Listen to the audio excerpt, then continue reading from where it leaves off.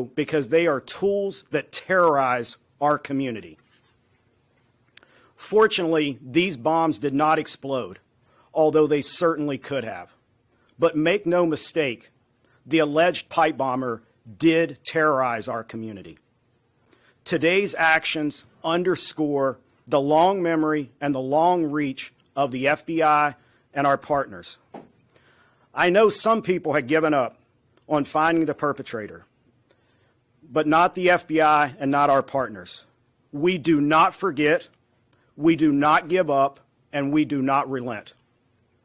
Though it had been nearly 5 years, our team continued to churn through massive amounts of data and tips that we used to identify this suspect. I want to thank Director Patel and Deputy Director Bongino for their leadership and for providing us the resources and the personnel to reevaluate all of the data that we had. We dove into more than 3 million lines of data to come up with this suspect. Director Patel, Deputy Director Bongino, thank you for your support, thank you for your passion, and thank you for your investment in this investigation. From me, on behalf of the investigators, the Washington Field Office, and all of our partners, thank you. I'd also like to thank Judge Pirro. Judge, your team and you are absolutely amazing. You're the type of prosecutors and U.S. attorney that all of the investigators across the country want to work with. They're hard-nosed and they're aggressive, and thank you for that. I'd also like to thank the American public for providing tips and leads, not just on this case, but every day on cases across the country that are being solved by law enforcement. And finally, I want to commend all of the members of the Washington Field Office, and most specifically, the investigative team. Their diligence and persistence led to this arrest today, and they are absolutely, totally dedicated not only to this case, but every case they work. So thank you, Washington Field Office. Last, I will say our work is not done. The FBI will continue to pursue every lead and use every resource that we have to ensure that the D.C. pipe bomber is brought to justice. Thank you. You keep hearing the words partnership and team, and that's what we are. And we could not do this without our U.S. Attorney, Jeanine Pirro. Jeanine, from day one, has worked tirelessly for our country and for our nation's capital. It's my honor to introduce my friend, U.S. Attorney Jeanine Pirro. Thank you very much, Attorney General. And you have been listening to a lot of thank yous and a lot of gratitude.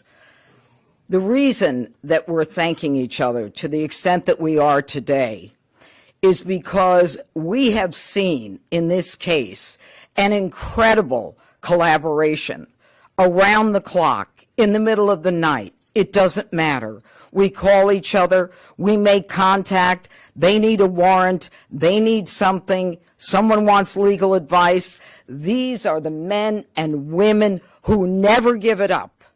You hear about government employees, but I don't know if you really realize what it is that they do. They are incredible, and this case is big. 4 years, 10 months, and 28 days ago, an individual placed a bomb in the vicinity of both the RNC and the DNC. And for that amount of time, that individual evaded accountability. Today, as a result of the cumulative efforts of the men and women in the FBI and the police department and the Department of Justice, we are finally able to make an arrest of an individual by the name of Brian Cole. As the Attorney General has indicated, he is arrested for transporting an explosive device in interstate commerce, as well as the attempted malicious destruction by means of explosive materials. You know, folks, this case involved millions of pieces of data. And it is a huge win because it was like finding a needle in a haystack. So much of this evidence was very specific, but a lot of it was also very general.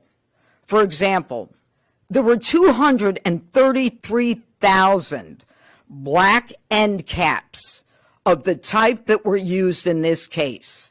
I want you to think about the fact that the FBI had to go through the sale of every one of them to try to find commonality with an individual, along with the purchase of the pipe itself, the cap ends, the wires, the steel, and the 9-volt batteries. Every one of those had to be mined and remined to the point where we were able to then connect.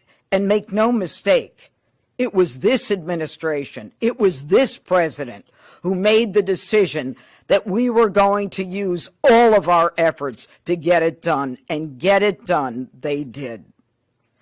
Finally, let me say this.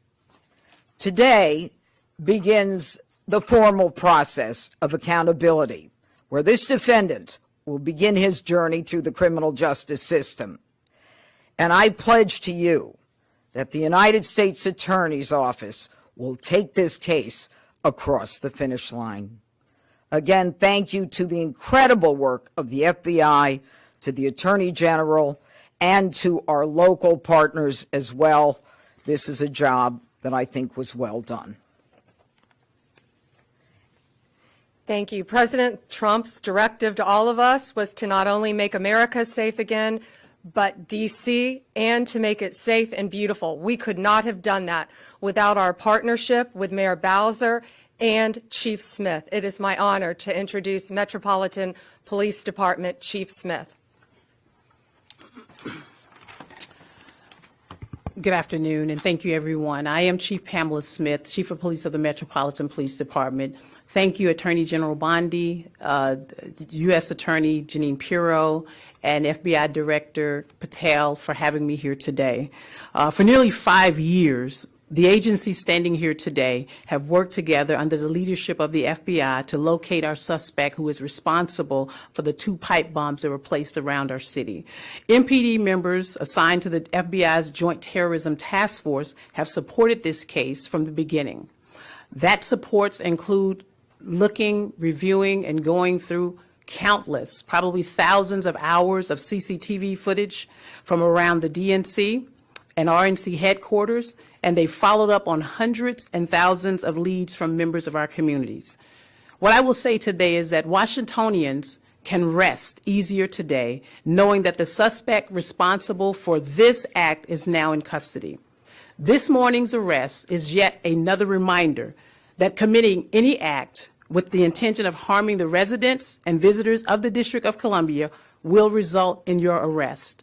The men and women of the Metropolitan Police Department, the FBI, the ATF, the U.S. Capitol Police, and certainly the prosecutors at our U.S. Attorney's Office will go to the furthest length. I heard somebody say to the end of the earth, but thank God we didn't have to go to the end of the earth today, that we were able to bring this subject into custody.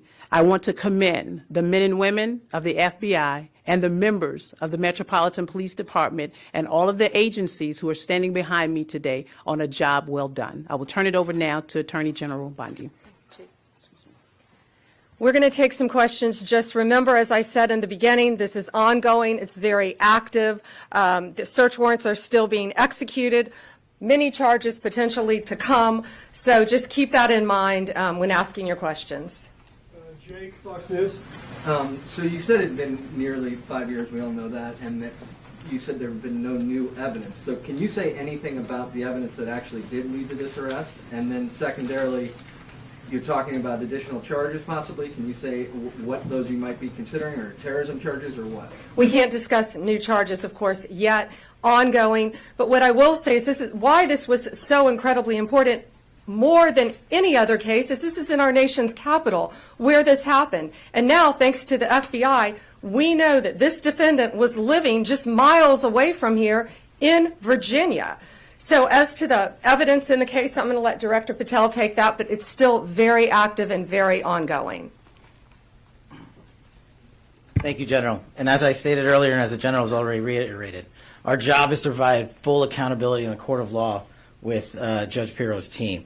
And in order to do that, we have to preserve the chain of custody and evidentiary value. What I will say generally is that when you go through 3 million lines of information, y'all can think about the amount of cell phone data that has to be ingested and triangulated and dumped and received. You also have to think of just sheer human ingenuity. We brought in a team of experts who are the best at what they do in their specific fields to reevaluate that evidence, to dive back in, and to not come back with a no for an answer until they had found the suspect. And when you develop evidence, you get a search warrant. And when you get a search warrant, you get an address. And when you get an address, you hit the house. And that's what we did. Sadie, Wall Street Journal. Hi there. So what can you tell us about this person's motivations and whether they were driven by politics or for any other reason why? Right now, it's ongoing. Again, we just executed the search warrant early this morning. It's ongoing. But America's safer, DC's safer because he's in custody. Mary Margaret, Daily Wire. Thank you so much. So, any theory on why Kamala Harris has never mentioned coming within 20 feet of being assassinated, and any news on why her Secret Service team took so long to find this bomb at the DNC? No, but what I will tell you is that evidence has been sitting there collecting dust. This wasn't a new tip. It wasn't some new evidence. It was the hard work of President Trump's administration, Deputy Director Bongino and Director Patel. I watched them from day one come in here and say, we are going to solve this crime. And they did, working hand in hand with U.S. Attorney Pirro and all of our great attorneys. Pierre, ABC. General Bondi, Director Patel, or Deputy Director Bongino, can you describe, was there a particular moment where the evidence is coming in and it's starting to look like progress is being made? What was the moment that you knew that you were on the road to solving the case? Dan, you want to take that? Yeah, sure. I was smiling at you because I certainly remember the moment. Darren remembers.